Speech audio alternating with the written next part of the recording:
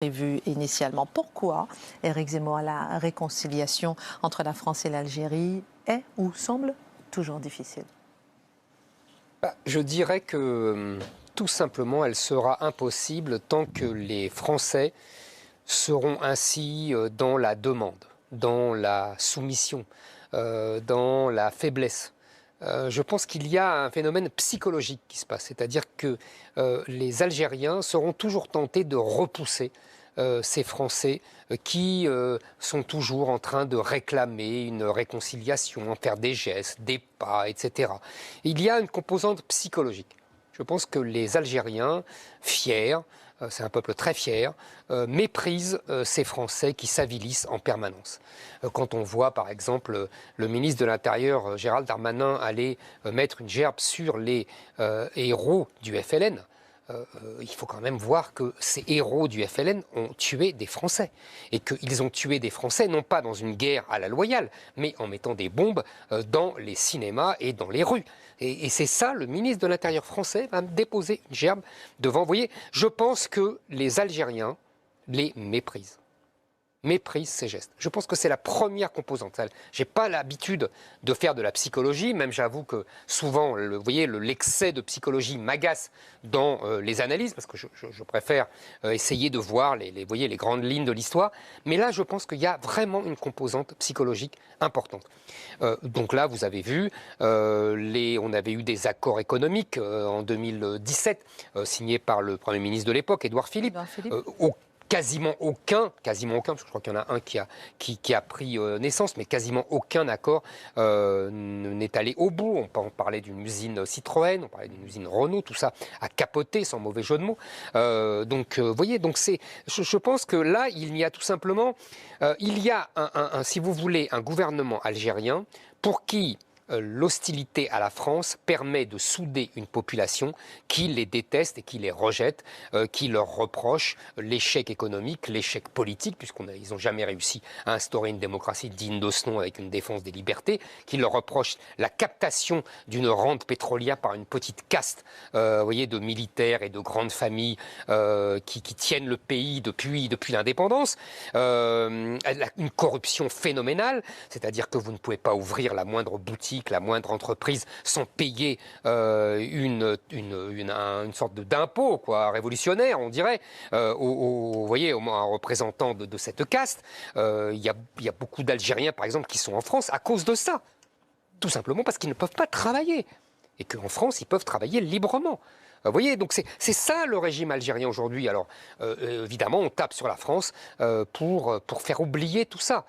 Quand je vois, par exemple, si vous voulez, que le chef d'état-major algérien demande à son homologue français de payer pour les essais nucléaires français qui ont eu lieu pendant les années 60 jusqu'en 67, je crois, parce qu'il y aurait eu des radiations, etc. Il oublie deux choses. Il oublie que ce sont essentiellement les soldats français qui ont payé, qui ont été irradiés, et surtout, il nous la baille belle, parce que si on en est à réclamer des indemnités pour cela, moi je demanderais une indemnité pour les ressources de pétrole et de gaz qui ont été découvertes par les Français et qui permettent à l'Algérie de vivre depuis 50 ans. Vous savez que c'est le seul poste d'exportation de l'Algérie. C'est le pétrole et le gaz qui ont été découverts par les Français. Donc si on en est à faire payer, vous voyez, pour les différents préjudices subis, je pense qu'on n'a pas fini d'être réglé. On a l'impression que le président algérien, il faisait quand même un pas. On a l'impression effectivement qu'Emmanuel Macron, pas plus que l'impression d'ailleurs, il a fait, je pense que c'est le chef d'État qui a fait le plus d'ailleurs pour aller vers l'Algérie. Ouais. Que peut faire la France aujourd'hui ? D'après moi, et vous allez voir que j'essaye d'être logique avec moi-même, il faut faire tout le contraire de ce qu'on fait depuis 40 ans. C'est-à-dire que d'abord, il faut arrêter de s'excuser pour la colonisation. Pour deux raisons majeures. C'est ce que demandent les Algériens, selon vous ? Ils demandent ça tout le temps. D'accord. Ils demandent ça tout le temps. J'ai encore un texte Quand vous disiez après le rapport qui méprise. Ah oui, après le rapport Stora, il y a un ministre qui a dit, je l'avais noté, le criminel essaye d'échapper à son crime, mais ça n'aura qu'un temps, etc. Il y a un autre ministre algérien qui a parlé de la France comme l'adversaire éternel de l'Algérie. Vous voyez, on voit bien que c'est évidemment la colonisation. Il demande en permanence à ce qu'on se repente pour la colonisation. Mais justement, Emmanuel Macron, il a fait beaucoup. Et mais Emmanuel Macron a fait quelque chose de scandaleux. Il a parlé de crimes contre l'humanité en parlant de la colonisation. C'est absolument impardonnable. Moi, je ne lui pardonnerai jamais cette phrase. Donc, si vous voulez, qu'est-ce que c'est la colonisation française en Algérie? C'est 130 ans. C'est 130 ans. L'Algérie a été colonisée depuis sa naissance. Elle a toujours été colonisée, l'Algérie. C'est une terre qui a toujours été colonisée par les Romains, par les Espagnols, par les Turcs, par les Arabes. Les Arabes sont les plus grands colonisateurs de l'Algérie. Ils ont duré des siècles et ils sont toujours là. Ils n'ont jamais été chassés. La France n'a colonisé que 130 ans. Et pendant ces 130 ans, elle est le seul colonisateur, non seulement à avoir inventé l'Algérie, à avoir même donné son nom, puisque l'Algérie n'existait pas, à avoir défini ses frontières, au détriment de ses voisins d'ailleurs marocains, vous voyez, qui sont scandalisés parce qu'ils estiment qu'on leur a pris des terres. Enfin, passons. Et le seul à avoir laissé des traces, hôpitaux, routes, etc. Je défie quiconque de voir les traces de ce qu'ont laissé, par exemple, le colonisateur arabe ou le colonisateur turc. Alors évidemment, il y a eu des massacres, il y a eu des affrontements. Je ne le nie, mais je ne le nie pas du tout. Mais en face, c'était pas des enfants de cœur non plus. Hein. Ils se battaient pas avec des roses. Hein. Vous savez que quand Abdelkader et les autres, encore Abdelkader, il est devenu un grand ami de la France. Mais si vous voulez, ça a été sanglant dès le début des deux côtés, dès 1830, dès les premiers affrontements. C'était sauvage. Et d'ailleurs, on disait en 1848, vous savez, quand les troupes du général Cavaignac ont massacré les ouvriers en juin 48, on disait ils sont particulièrement sauvages parce qu'ils ont combattu en Algérie. Donc, vous voyez, on était choqués en France de cette dureté. Donc, c'est pour vous dire que la colonisation, en plus, c'est dans un cadre beaucoup plus global d'un affrontement millénaire entre les deux civilisations, entre l'islam et le christianisme, qui a eu d'innombrables rebondissements. Donc il faut arrêter avec ça. Il faut aussi arrêter avec toutes les mesures favorables à l'immigration des Algériens. Je pense que c'est un moyen de pression sur la France. On parle toujours, vous savez, de moyen de pression de la Turquie par sa immigration turque en Allemagne. Je pense que c'est la même chose, qu'il y a aujourd'hui un moyen de pression par l'Algérie sur la France à travers une très importante diaspora algérienne. On évalue à 800 000 Algériens, 1,5 million de doubles nationaux. L'ambassadeur d'Algérie parle de 6 millions d'Algériens en France. Quoi qu'il en soit, c'est une population très importante avec à la fois des gens très travailleurs qui aiment la France et une jeunesse qui pour beaucoup déteste la France.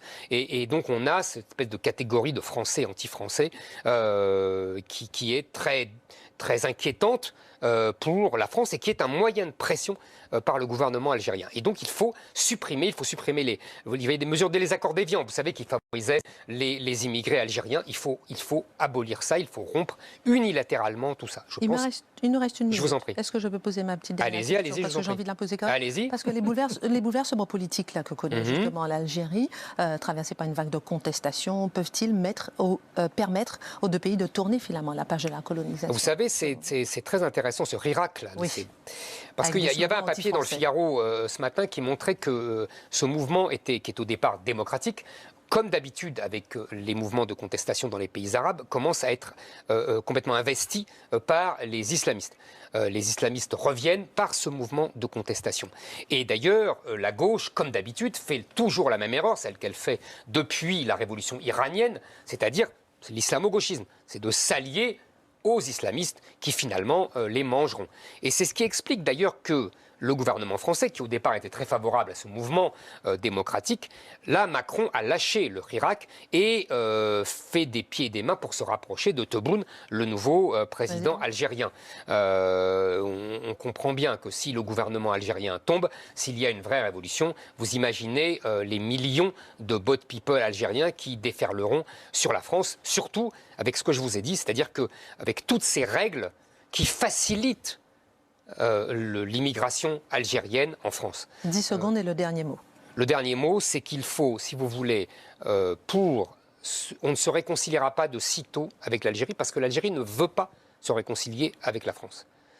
Il y a quelque chose, je suis toujours dans la psychologie, je pense qu'il y a quelque chose de psychanalytique. Comme la France a inventé l'Algérie, l'Algérie lui en veut d'avoir été inventée par la France. Et donc tous les jours se veut prouver qu'elle n'est pas française. Merci Éric Zemmour, merci messieurs pour cette émission. Tout de suite Pascal Praud et ses invités, on se retrouve demain à 19h pour Face à l'info.